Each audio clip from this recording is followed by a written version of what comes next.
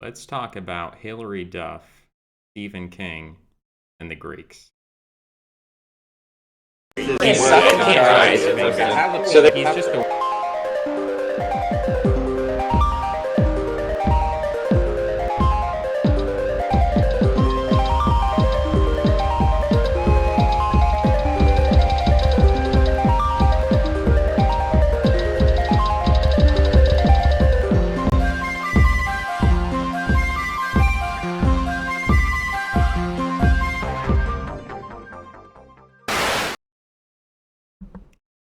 So the three stories or topics that we have are not about realities, but about perceptions.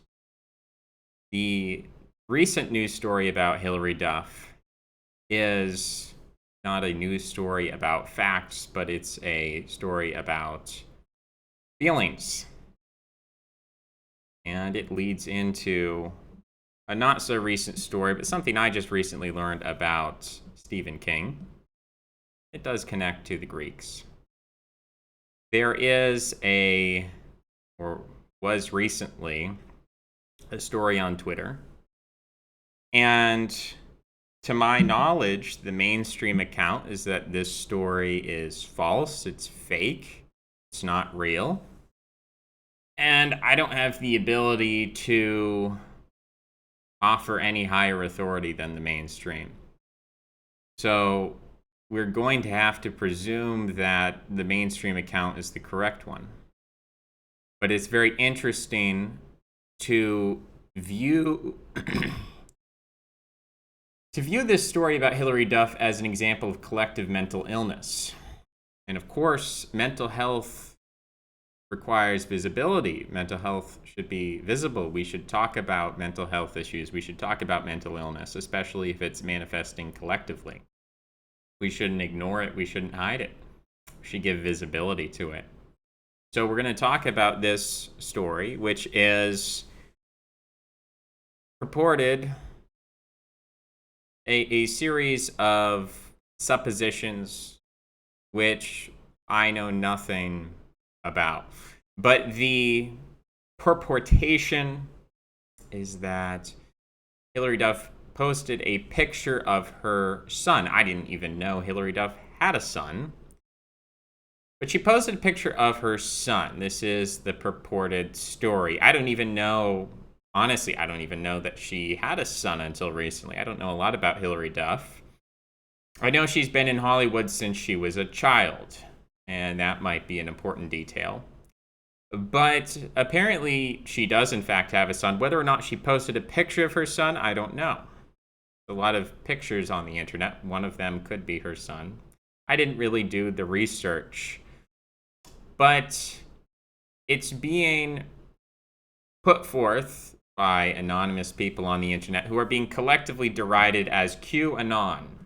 These people are being collectively derided as the QAnon group. First you had like the 4chan and the MAGA, and so there are all these different anonymous groups that get these labels. Now it's QAnon, that's the latest one, but I think it's all permutations on the same theme. So the story is that QAnon has falsely created some kind of fake news where Hilary Duff put out a picture of her son. Now, the picture in question, I don't know what it is, because the only way to validate if she put out a picture and what that picture would look like would be if I had an official source, right? If I had some kind of archive, if I had a screenshot of Hilary Duff's social media where she posted a picture of her son. I haven't seen that. I don't know if she's ever posted a picture of her son.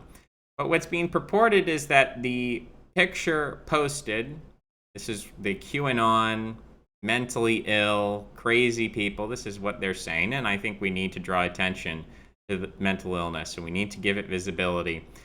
So it's being put forth that it was a picture where her son is a young boy and he's naked and he's wrapped in saran wrap and he's pinned with saran wrap to a table naked. This is the fake story being put out there. Of course, I haven't bothered to put any research into this. into the facts because I trust Hillary Duff. I trust her. I grew up watching Hillary Duff, having a crush on Hillary Duff, right? So I trust her, and I don't need to spend any time reviewing the facts of the matter. I don't need to do any research. That's not a good use of anyone's time, right? I think it's, if Hillary said she didn't post the picture or whatever, she didn't post it. And that's all we need to know about this story, about the facts of the matter. But what's interesting is this collective mental illness that Hillary Duff is ascribing to this group known as QAnon, the individual known as 4chan, the hacker known as QAnon. The QAnon people, they believe in mole people, they believe in flat earth, they believe in all these things, right? They have all these collective mental illnesses. But I don't think we should dismiss mental illness. I don't think we should simply hide it or pretend it doesn't exist. I think we should ask important questions about why mental illness exists and how it manifests, and the specificity with which it manifests. I don't think it's random. I think we can understand it. And in this case, the feeling of these QAnon people is that the Hollywood elite abuses children. That is their crazy feeling. Where does this feeling come from? I reject the idea that we can't understand mental illness and that we can't see a kind of logic behind mental illness, right? Even if mentally ill people say things that are false, I think we can still understand them, and I think we can therefore help them. So why do these QAnon people feel that the Hollywood elite is abusing children? Why do they feel that way? Clearly, their facts are wrong. It's all fake news. It's lies. It's whatever. Trump on Twitter pushing these ridiculous whatever. We know what the mainstream position is, the correct position. But why so specific? Why do people feel like their leadership is so abusive? And why abusive in this way? It's oddly specific. And to kind of add fuel to the fire here, I've never read a Stephen King novel. I have watched horror movies, and I have read a horror novel. I believe it was House of Leaves by Daniel Livsky, or however you pronounce the Polish name, which was a pretty good horror novel. But the horror novel didn't really include any kind of like underage orgies in it. Stephen King is a very prolific author. He's one of the most prolific, famous, and wealthy authors in living history. And one of his most famous books is the book It. I don't even know if that's the title of the book. I know that the movie is called It, that's based off the book. It might have a different name for the book. And I haven't done the research into the facts. But what's being purported is that if you read the book It, you're going to find that there are these children who are being haunted or gang stalked by a clown or something. And they find themselves in a sewer system for whatever reason, whether they're hiding from the clown or I don't know how they ended up there. I haven't ever read a Stephen King novel, never been a fan of him. And I think that his fan base, to me, reminds me of the fan base surrounding, say, Harry Potter, or the fan base surrounding Doctor Who, or any other number of fan bases. You have a certain type of liberal individual who's just fascinated, who will read every single one of his books and thinks he's so great and whatnot. I've never really been a part of that. I did read Harry Potter back in the day.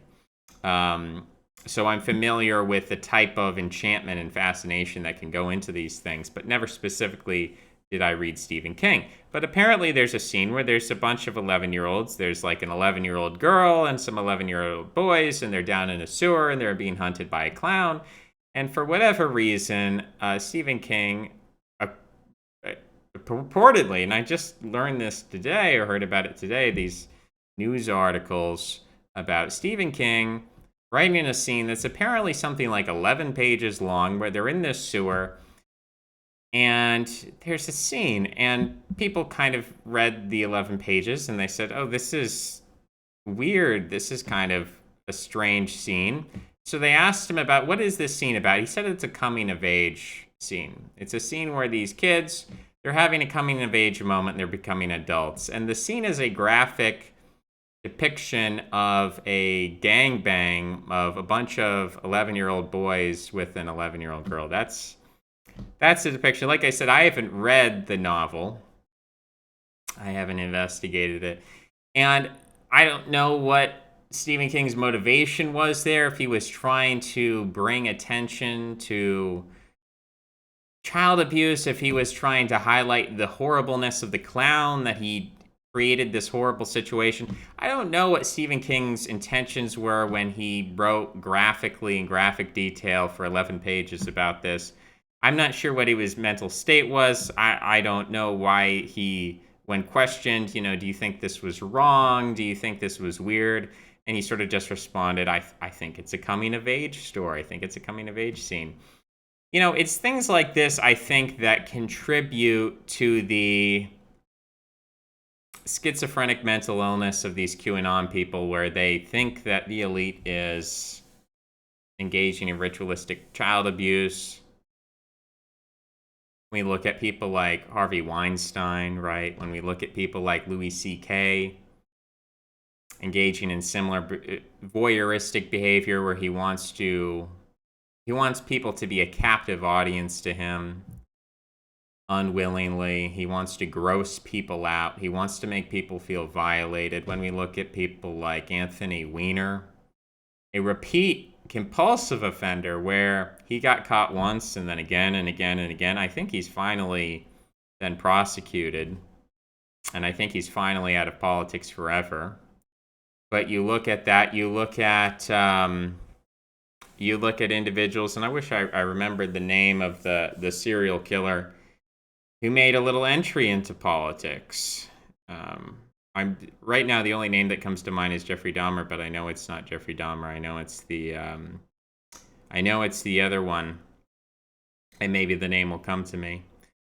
But when we have these examples, I think they add fuel to the mentally ill fire of the QAnon people that allow their fantasies to run away from them. And there are deeper issues at play here, right? One we could point to would be the Greeks. The Greeks had a culture where you had these teachers, and education was very important in Greece. Academia was very important. You had these teachers there was a culture that was well known where they would use and abuse young boys, and upper class people would continue to send young boys to these teachers to be taught privately in a tutoring situation. And this was just sort of accepted to a degree. Now, if you read dialogues about the laws of Solon, Solon specifically prohibited specifically what was prohibited was the abuse of free men and boys, and treating them in a disrespectful way and using them sexually. Specifically in the laws of Solon, that was prohibited. Now, Solon, sort of a mythical character from Greek history, probably a real guy, but he was making his laws, Greek laws, probably after the Trojan War, probably in the maybe 11th century or 10th century BC, a little bit before Hesiod and Homer, which would be the 8th century BC. So he's sort of in the pre-literate culture of Greece, where he makes these laws, which are passed down orally and then made into written laws. So we don't have a lot of direct writings of Solon, but we have people who are talking and referring to Solon's law as these ancient traditions. And so there was a tension in Greek society between people who clearly saw that the ritual abuse of boys in academia was a problem, but then there was a kind of passive acceptance of it, the system continued, and really not much was done systematically to disrupt this practice. So there was a kind of uneasiness in Greek society where sometimes a son of a prominent man would be abused and he'd get upset and he would take the guy to court. And there was a great deal of shame around male prostitution and the concept of the active versus the passive participant. And it was a controversy in Greek society. As much in the same way that we can look back on it and say it's a very controversial topic. But it's not necessarily so different from the society we have today. I mean, we know that children are abused in Hollywood. We know that there are documented incidents of people being abused, children being abused in Hollywood. And we have to take this definition of abuse and we have to kind of expand it beyond the particular extremes of sexual abuse, because that's very real. But I think really we have to understand it on a deeper psychological level, that it is merely a part of a bigger psychological dynamic. That is, you have young kids who are made into aesthetic, visual, archetypal icons.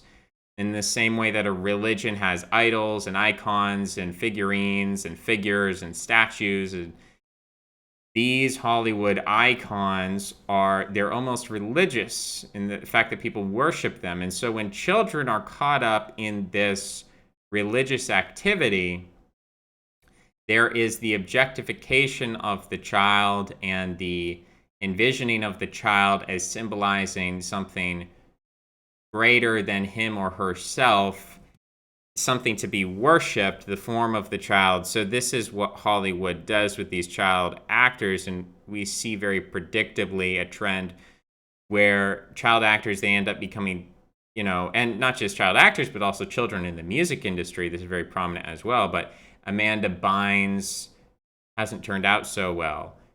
Justin Timberlake has turned out very well. Britney Spears, she's had a mixed bag of experience. But we can see the way in which, look at the Star Wars series, The Phantom Menace. That child actor hasn't turned out so well, right? So we see that acting is a profession that is extremely important in our society. If you are the best engineer in the world, but when you go in for a job interview, you always flunk because you come off as self-doubting, as not confident, then you don't have control over your presentation. And because your presentation is bad, you never get hired. And because you never get hired, you're never able to do anything. You can live in a van and you can create a computer, you can make an operating system all by yourself, which is an amazing technological feat. But your talents are never really going to make contact with the society around you because of your presentation. And so there's a minimal level of presentation that pretty much everyone needs in order to interact with the wider world around them, whether it's a job interview or otherwise. And if you have no skills or abilities at all, if you're not able to do math, you're not even literate like R. Kelly, you can't even read or write, but you have good presentation, then you can actually make a whole lot of money. And so in a sense, acting is one of the most important skills in our world as we become more of a capitalist service economy, as the means of production, relationships change. Agriculture is automated. Robots are taking care of food production, of construction is becoming automated, car production, engineering in society is becoming automated. And so the skills that are in demand and what people really get paid money for is not their ability to provide useful labor, because that's mostly being outsourced, not just to India, but to robots. And so at the end of the day are computer programs. And so what is left is acting, presentation, how well you can present. That is the skill that is in demand. That is where you can most easily make money, is through presenting yourself. And presenting yourself, obviously, there's a kind of active component. If you're going forth and I present myself, and you're standing up in front of everyone, you could say there's an active component. But there's also a passive component in that you're trying to sense the crowd, you're trying to feel the crowd, and you're trying to act in a way that you're going to be receptive to the demands of the crowd.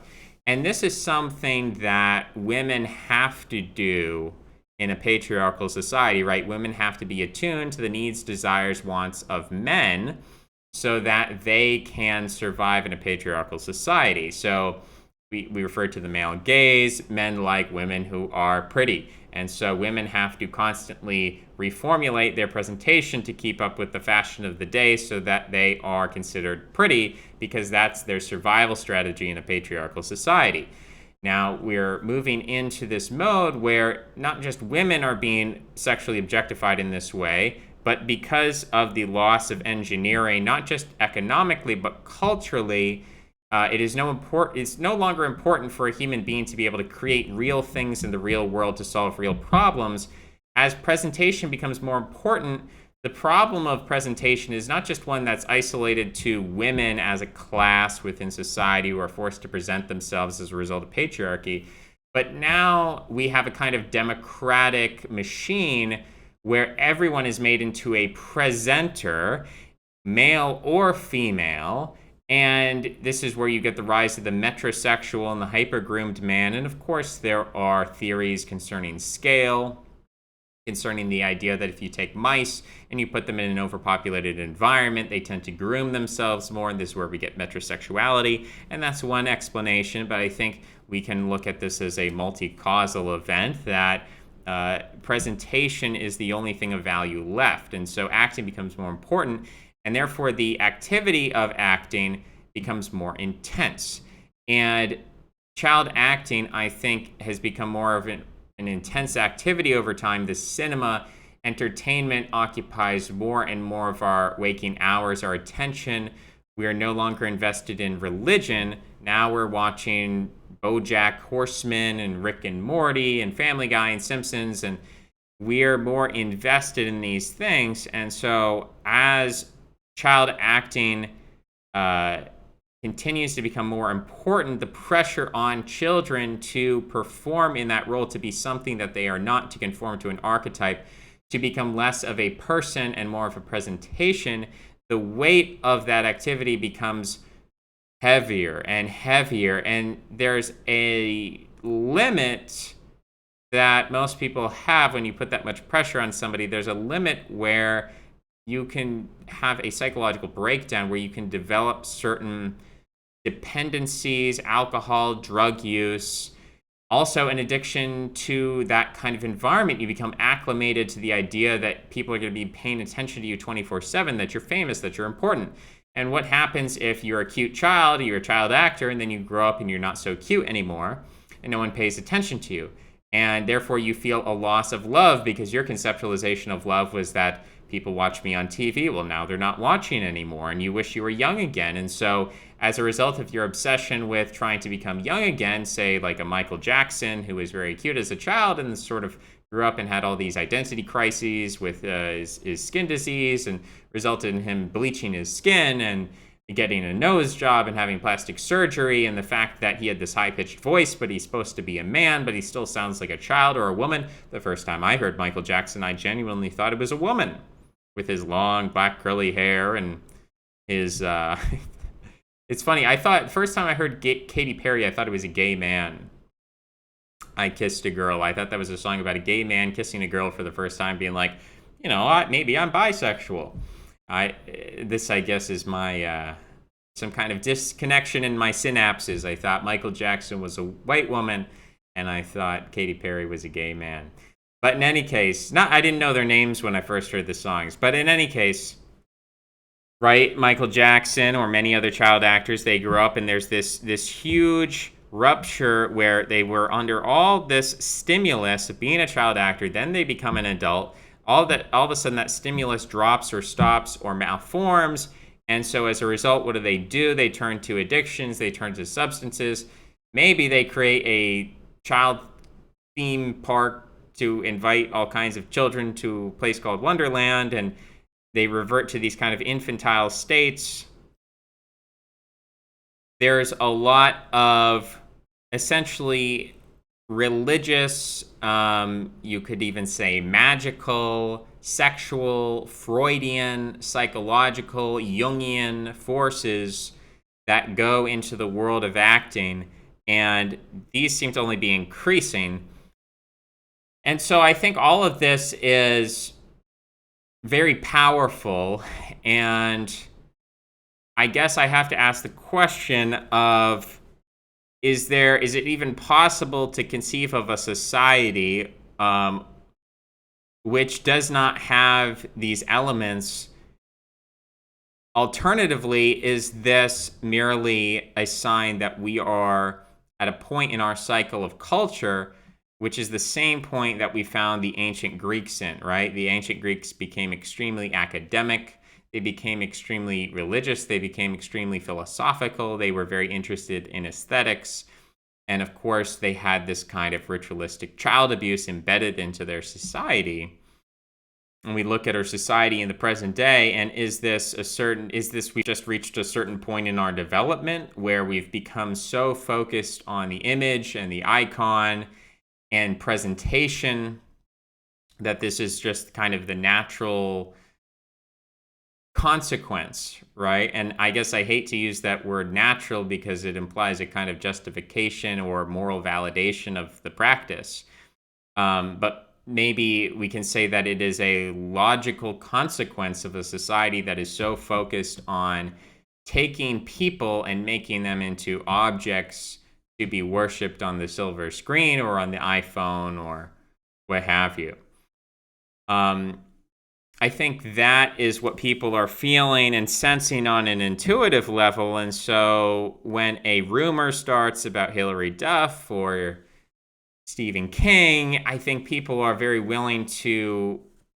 mental illness, right? They're very willing to buy into these rumors because on an intuitive level, I think they appeal to our unconscious sense of what's going on in the culture. That the way we treat the acting profession, the way that we treat children, the way that we treat the concept of creation versus presentation. Are you someone who is like a factory worker? Is that the meat and bones of our society? Does our society run on the production of food, the production of cars? No, we've moved beyond them. And so now it's all about how well can you groom yourself? How well can you sexualize yourself? How well can you keep up with the latest fashions? And that represents a huge amount of pressure, and it represents a mode where the human being reduces him or herself to an object of receptivity, constantly trying to pick up on these radio signals that the culture is sending out and trying to hitch a ride on this trend and that trend. And this is something that basically everyone's trapped in. And the extent to which you succeed in this environment is the extent to which you become an influencer, you know? You fit into a certain archetype, whether it's people in the music industry or on YouTube or wherever. The people who are successfully able to do this, they become the famous people. They become rich. They become wealthy. And maybe they can make a happy life out of that. Maybe in other cases, they're rich and famous for a few years, and then they have a psychological breakdown and something terrible happens to them. But in any case, this is what we're dealing with. To even zoom out a little bit further, just this concept that the elite are harming us, that they are sadistic, that they want to hurt us. Everything I've said so far, of course, has its own validity, but let's take a look at the bigger picture of how do the elite treat the environment, and how do they treat our physical bodies? When we look at the production of synthetic vegetable oil and its effect on obesity, on hormonal levels in human beings, the data is very, very clear. Things have been going very bad for a very long time, and not unintentionally, not accidentally. You could say for a time that, oh, well, it was just convenient, or it was cheap, or they were just making a buck, or, the market was incentivizing this. But at some point, right, there has to be some kind of willful neglect and perhaps even a kind of sadistic schadenfreude that these companies, whether it's the big chemical companies like DuPont making Teflon and coating everything in Teflon, and all of the research that they had internally, which proved that it was causing harm to people, and yet they continued to hide that research and put it out there. Dark Waters with Mark Ruffalo is a great movie exposing that. And, Teflon is still out there today. You still have the stick-free pans today. And they say, oh, well, it's safe. It's this many parts per million. Okay, what happens when you take that many parts per million, then you heat it up and you use it 3 times a day for years and years and years? What happens then? Has that been tested? Well, no, that would take longitudinal studies over decades, and no, that hasn't been done. So when they say, oh, well, yeah, it's harmful in large amounts, but it's a really, really tiny amount. Well, exposure and plus the cross exposure of, well, you've got a stick-free pan, and then also you're taking these pills, and then also you're breathing this polluted air, and all of the cross interaction, even if individually they might be insignificant and parts per million, so on and so forth. Now we're talking about something that really can't be studied at all, because all of this cross interaction between these different environmental factors could possibly compel. We just don't know, right? We don't know, but we know the tobacco companies knew they were causing cancer, and they chose to hide that information for decades and decades. We know DuPont was doing the same. We know that vegetable oil causes hormonal destruction in the body. We know that it leads to obesity. We know it leads to psychological problems. And they continue to say Crisco, low in fat, Crisco, What is Crisco? What is canola oil? What are these things? These are industrial byproducts. These are mass-produced, industrial scale guck and gunk that is a waste product. That's something that really should be thrown away and not consumed by anybody. But this is what makes up the animal feed that the animals eat, and then they build up these toxins in the body, right? We know the food chain. As first you spread the pesticide on the grass, and then the cow eats it, and the pesticide becomes more concentrated, and then we eat it, and we get a concentrated dose. Well, the same is true with all these xenoestrogens and omega-3 to omega-6 imbalances in these vegetable oils. And so even ignoring the specificity of Hollywood or Greek culture or these trends, these more specific trends, just look at the bigger trends of how do we treat the human body? How do big corporations that control the government, what is their attitude toward the average person and their body? Is it a paternalistic, we want everyone to be healthy and safe and happy and beautiful? Or is it, we want to make everyone miserable and sick and dependent and weak and ugly and fat and bound to a wheelchair and bound to a little electric motor scooter that they ride around in Walmart to buy more food that's essentially making them into a living Wall-E type vegetable? I mean, the Wall-E future is not a future, it's a present. It's a documentary about the here and now of these sorts of people who, maybe they are voting for Bernie Sanders, maybe they're voting for Donald Trump, maybe they go to church, maybe they watch Rick and Morty, but maybe they have tattoos, maybe they have, who knows? But this is a mass phenomenon. This is like 30% of the American population, and it's spreading to Europe. I mean, this is an interesting thing. Whenever I hear Europeans say things like, oh, Europe and America are entirely different, and there's absolutely no parallels that can be drawn between the two, and you're projecting things onto Europe that aren't real, and Europeans are awesome, and Americans are the worst, and well, you're looking in terms of distance and not velocity. You're looking at where we are in the present day, and you're not looking at where we're heading, because if you look at obesity rates in Europe, it's just following the trend in America, and Europe is going to get there. And as goes America, so goes Europe, and as goes Europe, so goes the world, and we expect this to be a global problem, right? They're still talking in Africa about starvation. But I can promise you that in just a few decades, we're going to start to talk about mass obesity in Africa. People think that's impossible right now. People think that African birth rates are at their highest level ever. That's completely false. That's not true. African birth rates are dropping faster and quicker than anywhere else in the world. And the obesity rate is going to come there as well.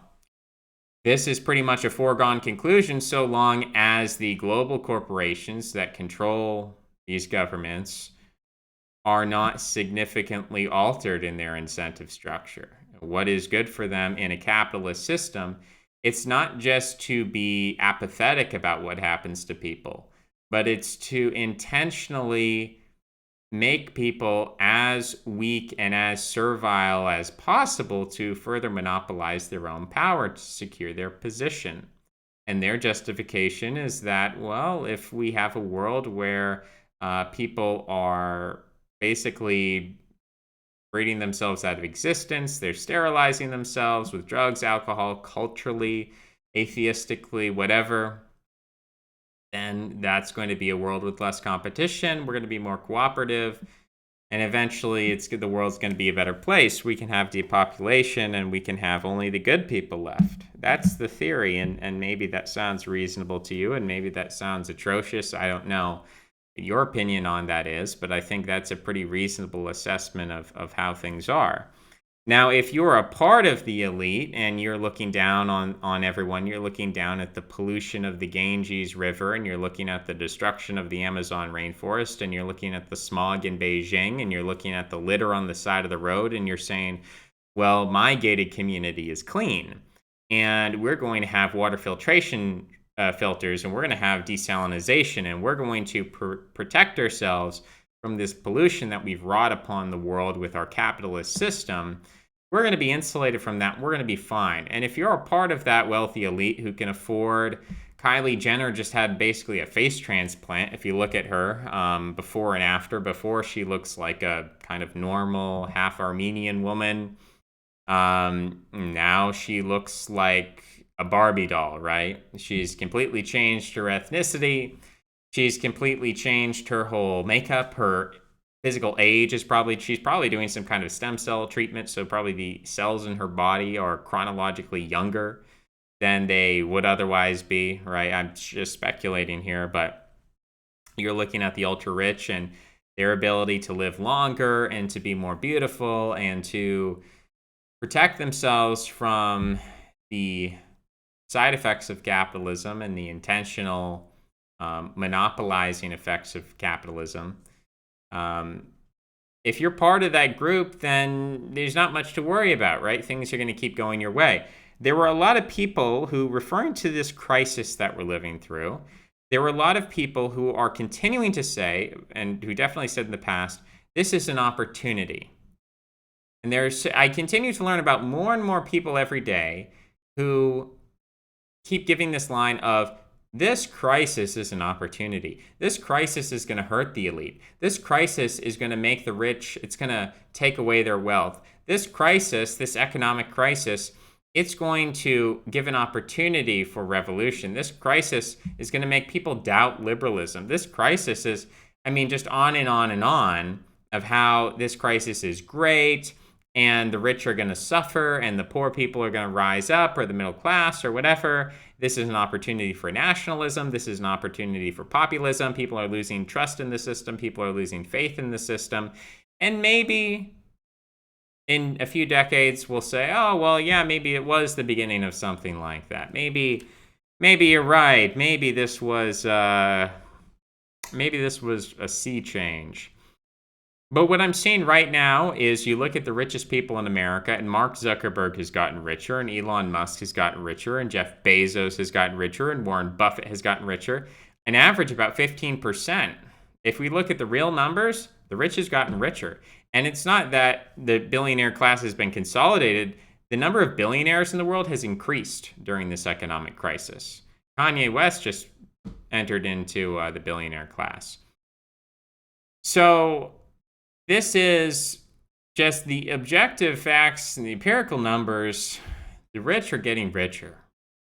The rich are enjoying this crisis. The rich are profiting from this crisis because their wealth is not dependent on real created things. Their wealth is not dependent upon the constant activity of the economy.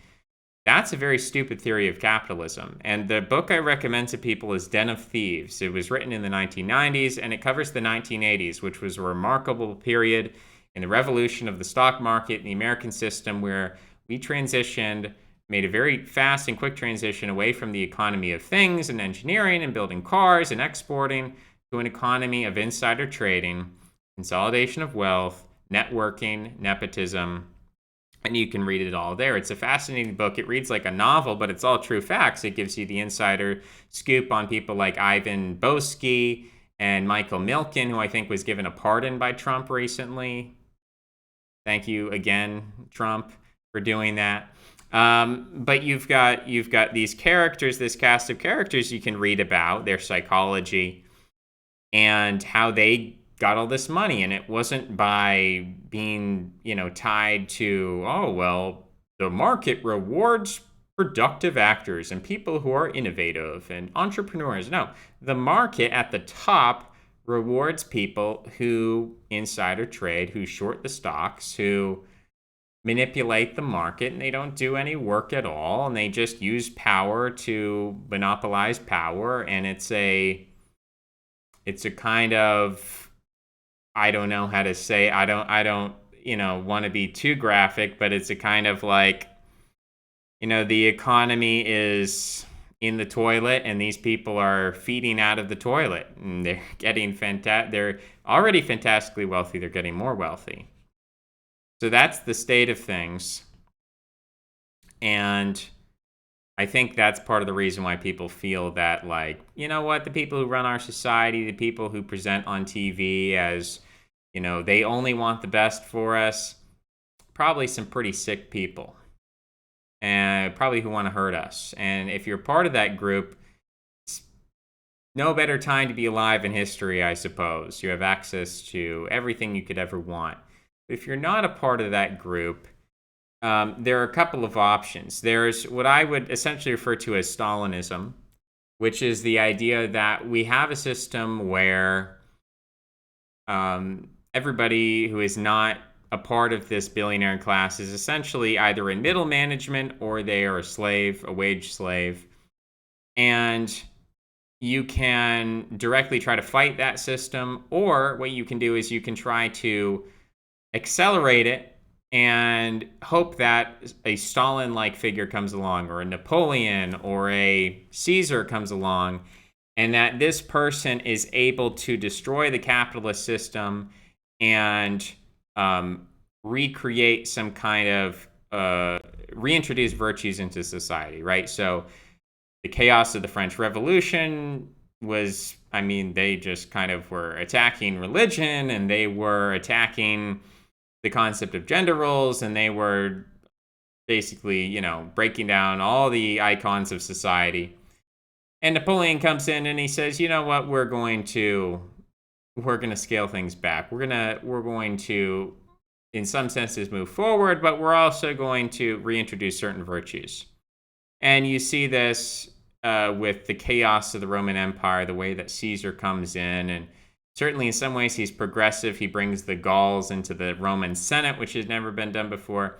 But in some ways he re-strengthens Rome, and he injects a little health and virtue back into the system.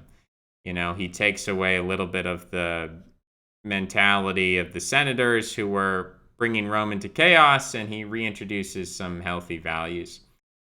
Maybe temporarily, but with the case of Stalin, we see the Bolsheviks, they legalize abortion and divorce, and they have this social revolution. Then Stalin comes along, and he says, let's not persecute the church so much. And this is in the context of World War II. He says, well, let's maybe we're going to be a little more conservative in sexuality and in religion.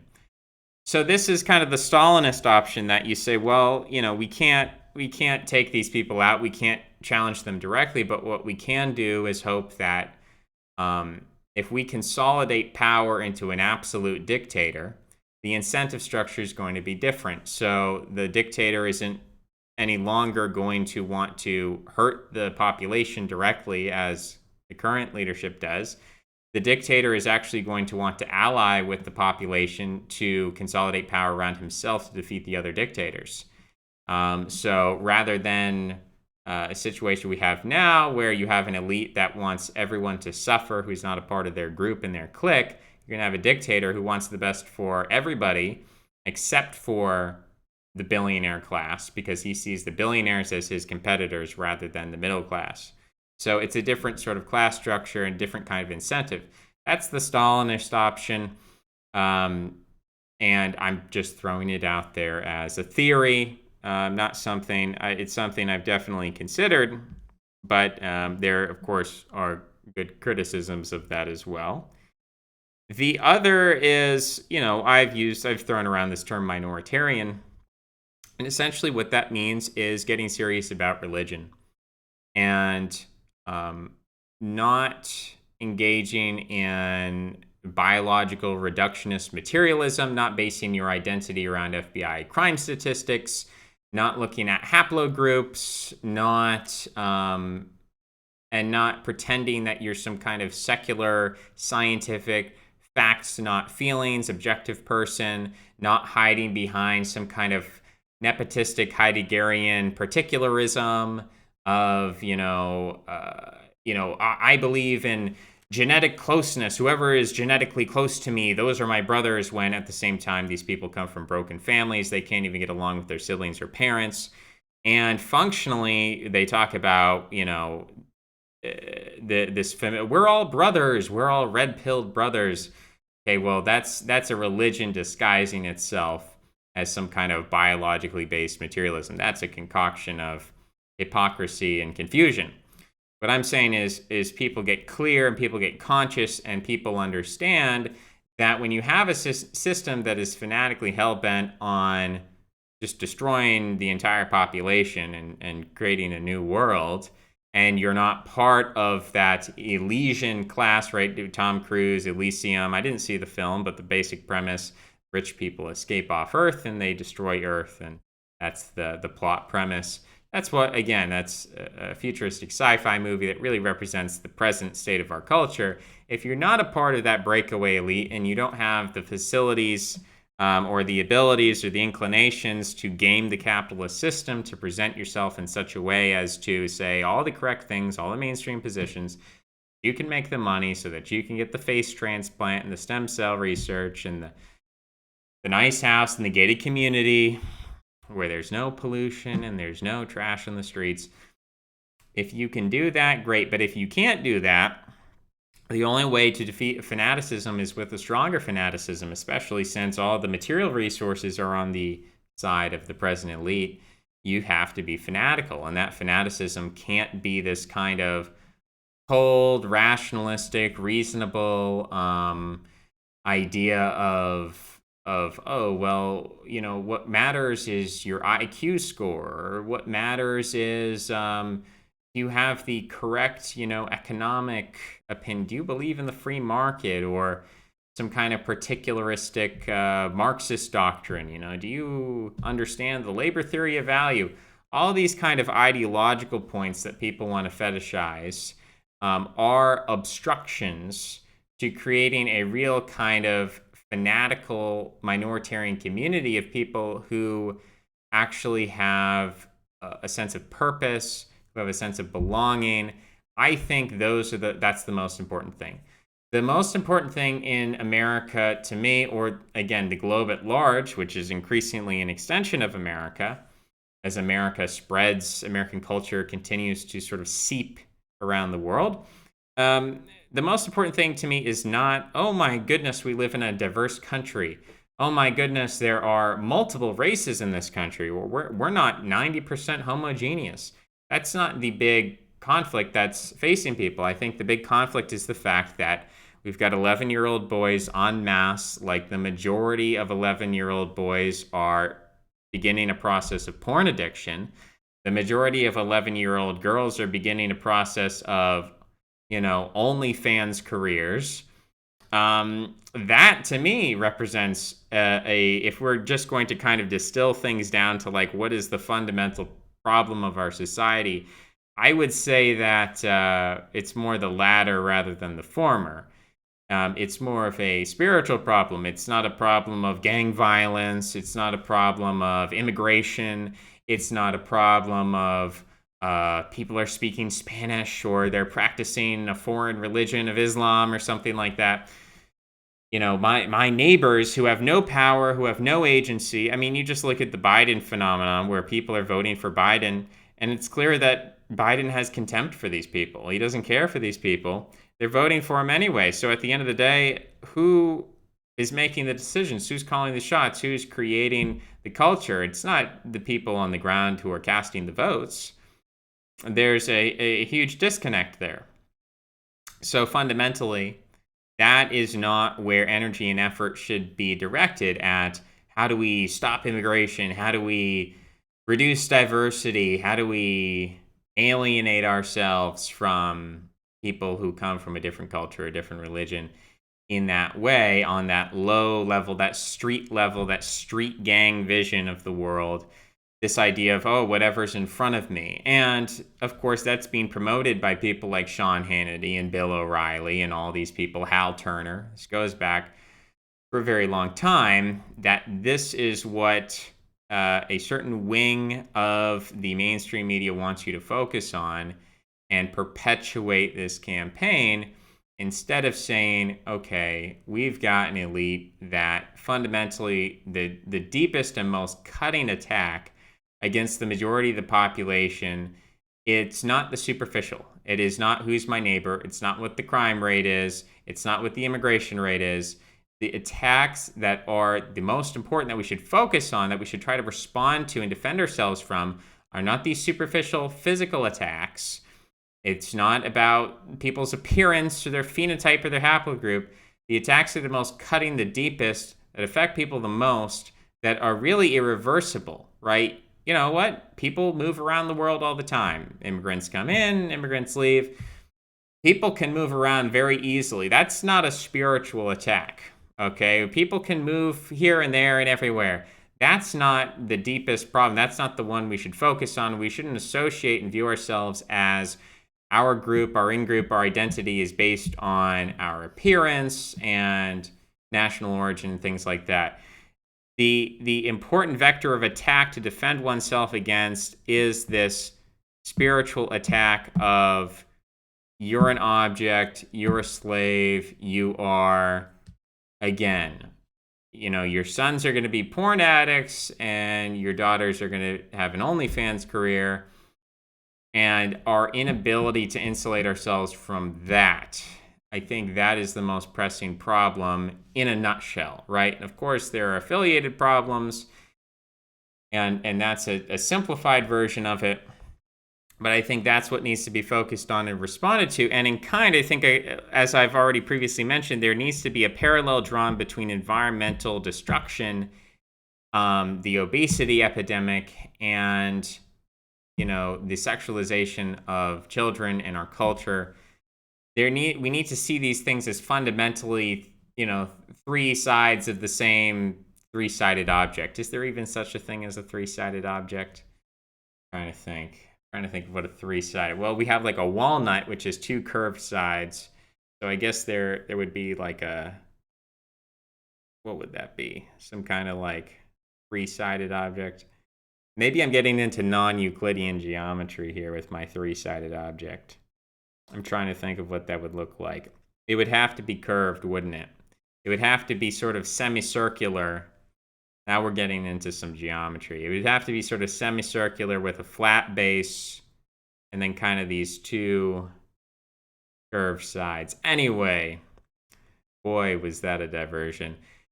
Maybe there's more examples I could think of, but the destruction of the environment, the destruction of the human body through obesity, and many other maladies, drug use, and also the sexual destruction of society, undermining that starts in childhood.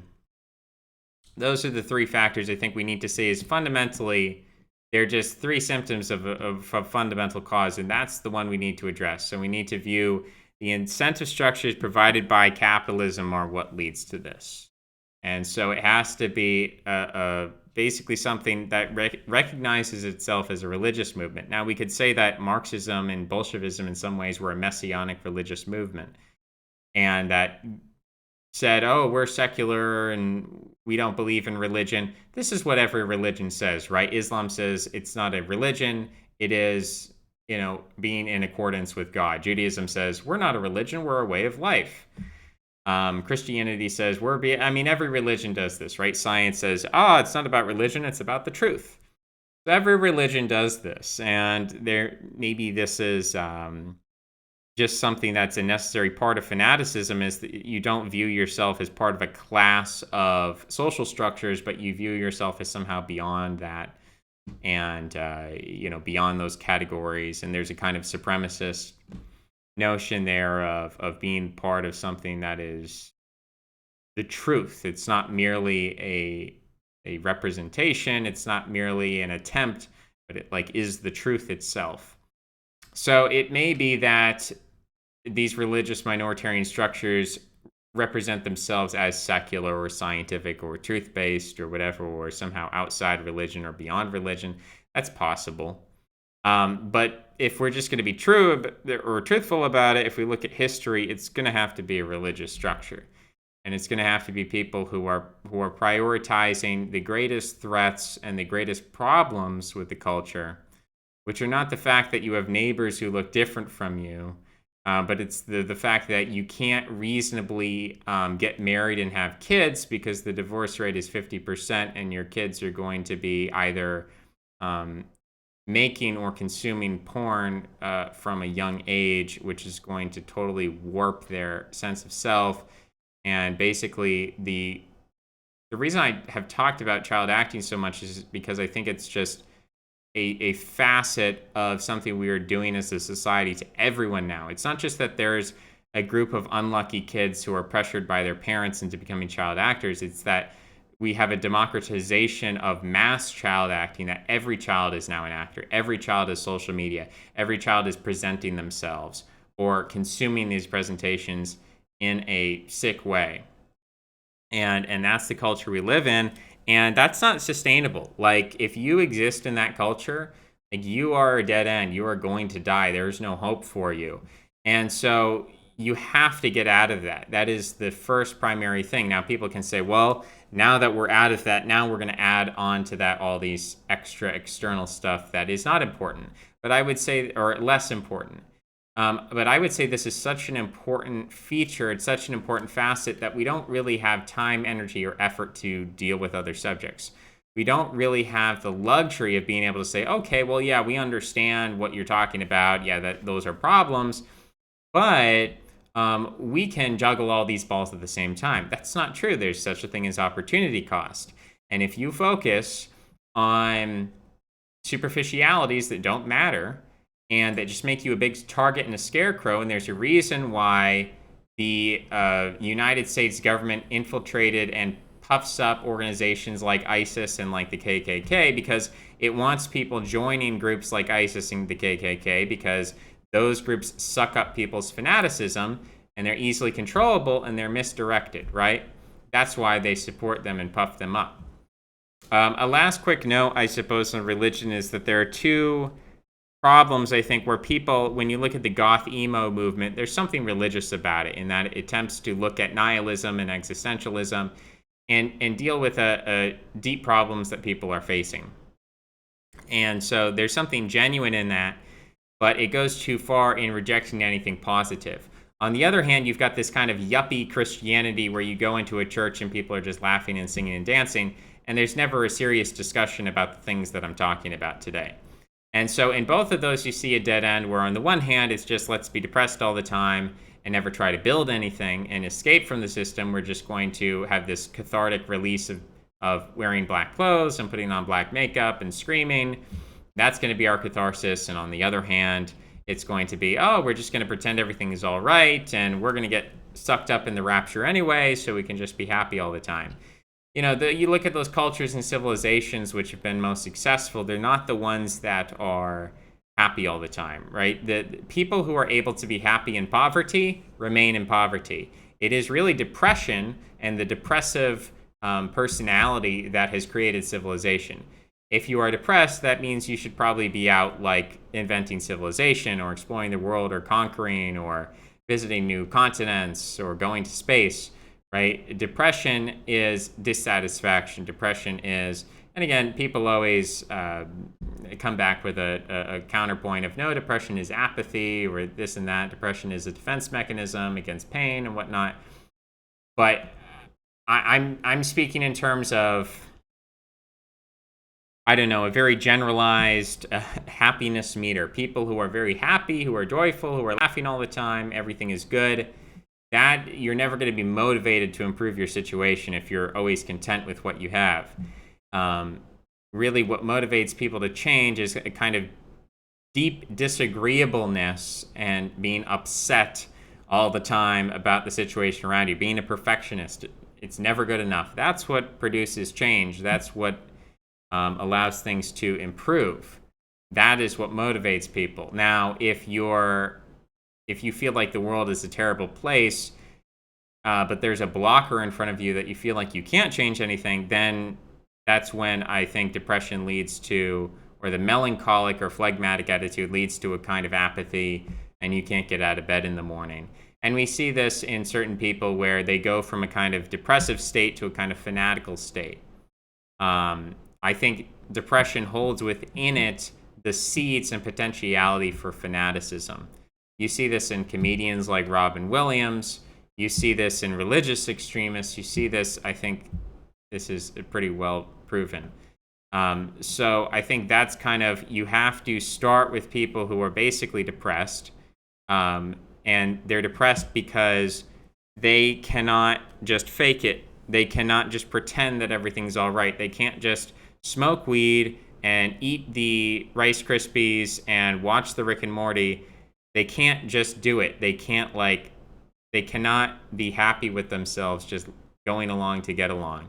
They can't just take the steroids and go on Instagram. They can't just, have all the politically correct positions and, just make the money and live in the nice neighborhood. That doesn't satisfy. That's not enough for them. They need something deeper because they recognize there are deep problems going on. And most of these people are locked in a state of paralysis where they feel like they can't do anything, or they're led down these false paths and avenues. Like in many ways, the 2016 election was this huge outbreak of, you had a depressive group of young men who then became fanatical about Donald Trump, thought he would be an agent for change. And that's when you saw this energy unlocked. And of course, we see now the limitations of that, right? So it's about being able to take people who are not satisfied with the society to unlock their potential in a way that doesn't just make them into scarecrows and, targets basically created and abetted and entrapped by the FBI. Rather than do that, you take those people and you put them into a kind of religious fanaticism that's sustainable, because it's not just a scarecrow, it's not just an inversion of taboos, but it's a real recognition of the deepest problems that are at the root of, the capitalist system. And it's trying to address those in a real way, not just one that pretends everything's going to be all right and is a yuppie movement, a boomer Christianity. And it's also not one that is... there has to be a kind of mental discipline. We have to look at despair as a sin, and black pilling is a sin, right? When I come and I say, this is a bad idea, and this is a bad idea, and this is a bad idea, I'm not... when I hear people say, like, yes, everything is hopeless and we should give up, when I hear that as the response, that to me is a sinful response. And it doesn't mean that I'm a perfect person, and that I'm lording above people as a superior person, but it's objectively, we have to recognize that success, or, the only chance of people who are not in the elite of ever hoping to somehow insulate themselves from these attacks and to survive, the only chance of that is if you have the discipline to look at the reality of the situation and not pretend that everything is all right, and at the same time also not despair and say that, oh well, I guess we shouldn't do anything and we should just force ourselves to conform or something like that. That middle road is the hardest part because there's an implicit tension in there. There's this unresolved tension of, we wish everything was all right, but it's not all right, and we can't just go back to sleep. We can't just go back to bed. We can't just live in a fantasy, whether that's the fantasy of the yuppie or the fantasy of the goth. We can't do that. We have to live in this tension of struggle where we continue to try different avenues and to try different things and to turn them on their head and turn things over and look for new ways of expression in a time where really expression is being clamped down on, and it's more and more difficult to get to the root of problems because everything is being obscured, and that process of obscurantism is being outsourced to artificial intelligence. It's a very difficult situation, but I think there has to be a training where people come to understand that the worst thing you can do is to say, there is no solution. There is a solution. Some things are not solutions, right? So there's a difference between when I criticize a certain way of thinking and people say, I agree with you, that way of thinking is wrong. Okay, now we've reached a little progress. But then the follow-up is, and therefore everything is just totally ruined and there's nothing we can do and we should just give up. That second part is the distinction that people need to understand between a useful critique, a necessary critique of the way people are acting, behaving, and the follow-up being this black pill that people associate the one with the other. People associate, okay, well, if you don't believe that voting for Donald Trump is going to solve all the world's problems, I agree with you, and therefore it's not worth it to do anything, right? The one does not equate to the other, but people have created this synthesis in their mind where they've depended so much on, some kind of perfect solution that when I come along with a valid critique of that solution as insufficient or waste of time or counterproductive or a narrative that's been created by the state to support itself through a demonology, when I come along with that critique and people can't break the one from the other, they have this kind of Pascal's wager where it's like, either this strategy is the perfect strategy or nothing's going to work, right? Either you believe in Christianity or you're going to hell. That's Pascal's wager. So they've bought into this kind of Pascal's wager, and so when I come along and I critique a strategy, they say, oh, well, I guess nothing's going to work. Thank you for blackmailing me again. That's not the purpose, right? The purpose is to say that the strategies that people are investing themselves in are wasting their precious time and energy in the short time they have on Earth, and that needs to kind of be thrown out the window. And the hard work needs to be done, which is not something that you can just point to a chart or point to a graph or point to statistics and say, aha, here, I have a quantitative solution for all of our problems. Look, we have a paper bag test. Look, we have we can do a genetic test, and that determines love and friendship and comrade, the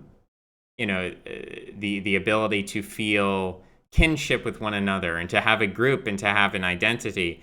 This is just going to solve that problem for us, rather than the difficult work of, okay, well, rather than buy into political pornography and associate with whatever is most extreme and whatever is most satisfying to us,